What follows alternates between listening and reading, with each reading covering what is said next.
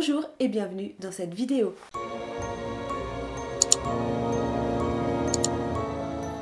Aujourd'hui, je vous parle de mes produits terminés. Alors ça doit être ceux du mois d'octobre, novembre, décembre et une petite partie de janvier parce que franchement je sais plus quand est-ce que j'ai fait une vidéo produits terminés, mais ça fait un moment déjà qu'on ne s'est pas retrouvé en vidéo, donc ça fait vraiment un bail qu'on n'a pas fait les produits terminés. Donc on va pas s'éterniser sur une intro. Je suis désolée d'avoir été un petit peu absente, mais voilà, j'avais pas spécialement envie de faire vidéo, j'avais pas forcément grand chose à vous montrer en produits terminés parce que j'évite de surconsommer des produits. Je vais vraiment à l'essentiel et je mets très peu de choses sur ma peau.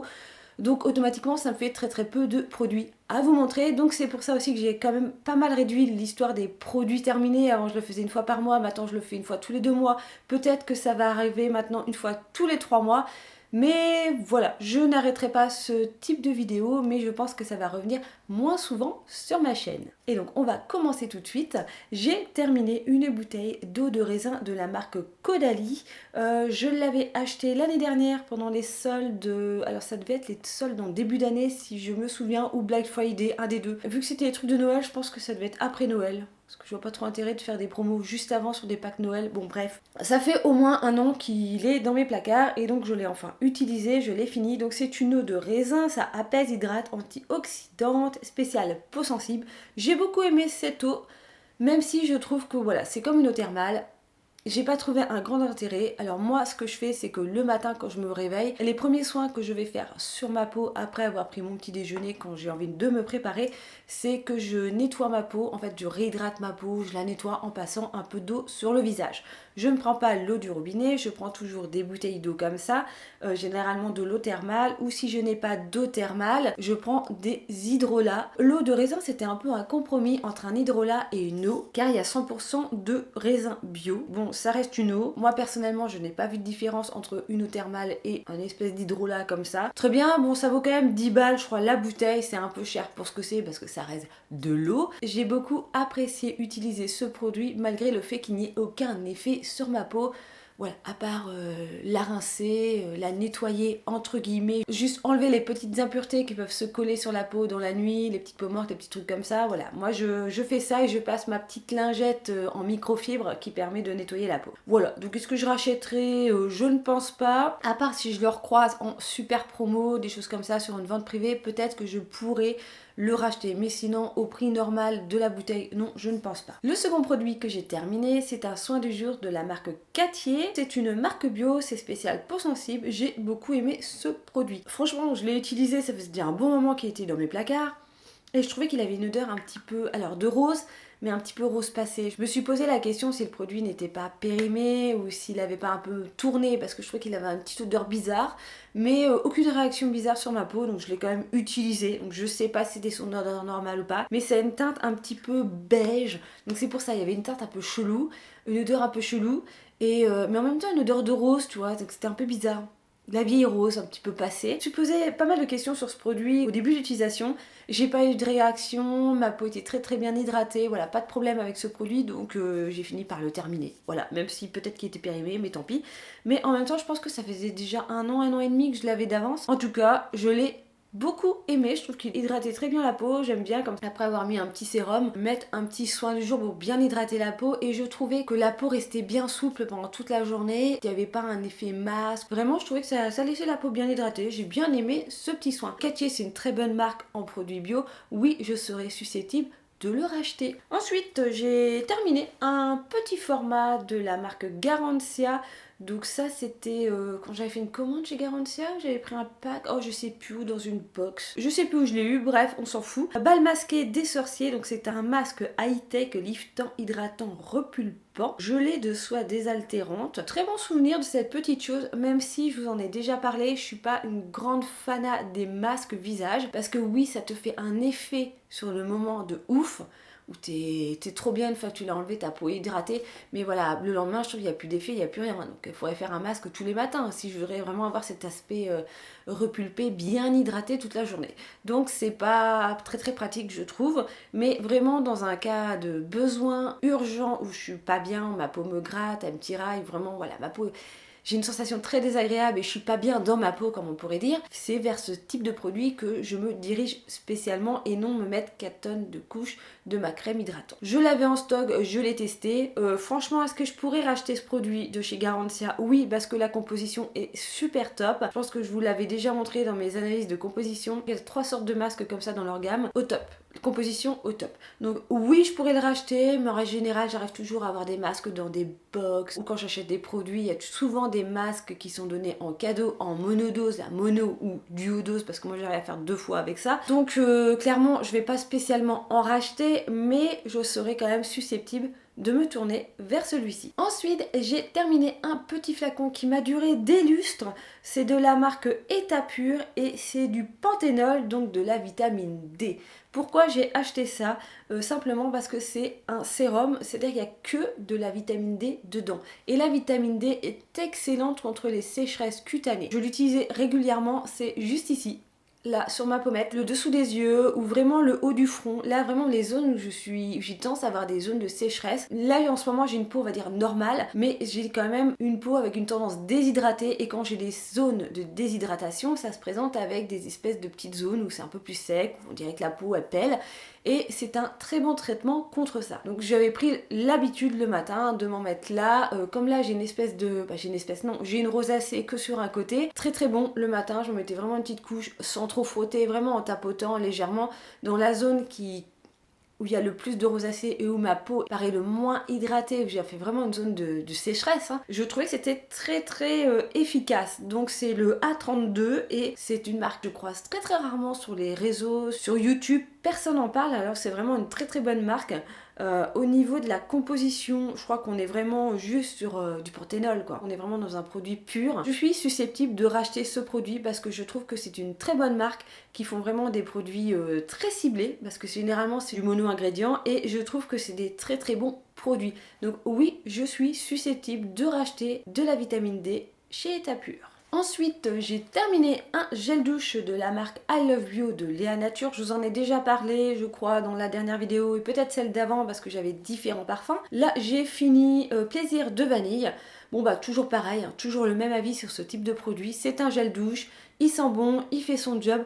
Oui, je suis susceptible de le racheter. En règle générale, je le prends sur beauté privée à moindre coût. Ça reste un petit peu dans mes best-sellers basiques quand j'ai pas envie de chercher plus loin. Je suis toujours pas passée au savon solide en guise de gel douche. Je n'aime pas ça. Donc je suis toujours au gel douche comme ça en bouteille et je trouve que c'est un très bon produit. Donc oui, je suis aussi susceptible de le racheter. Ensuite, j'ai terminé un dentifrice de la marque Lavera. Donc c'est le Complete Care. Je crois que ça doit être le même que la dernière vidéo que j'ai fait parce qu'en ce moment je tourne un petit peu avec les mêmes dentifrices, hein. Voilà, je trouvais qu'ils étaient très bien. J'ai dû refaire une commande sur EcoVerde, quelque chose comme ça, ou sur Santé Discount.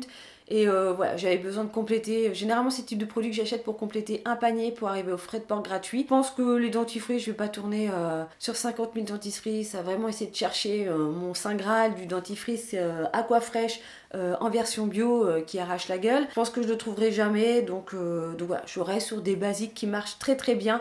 Et ça, c'est un très très bon basique, pas très cher. Donc oui, je suis aussi susceptible de le racheter. Ensuite, j'ai terminé un petit duo, on va essayer de les mettre dans le bon sens. Hop, un petit duo. Voilà, j'espère que vous les voyez avec la lumière. Donc c'est le shampoing solide de la marque L'Amazona et l'après-shampoing solide aussi de la marque L'Amazona. Le shampoing pour cheveux secs à l'orange et à l'huile d'argan et l'après-shampoing avec des notes de vanille pour tout type de cheveux. J'ai fait une vidéo sur ces deux produits. Mon avis a clairement pas changé, j'ai quasiment fini ces deux produits. Je les ai mis dans cette vidéo parce que voilà, il reste... l'après-shampoing, je l'ai terminé, ça c'est sûr. C'est bon, je l'ai terminé, mais le shampoing, je pense que dans un ou deux shampoings, il sera mort parce qu'il me reste carrément une petite rondelle de shampoing.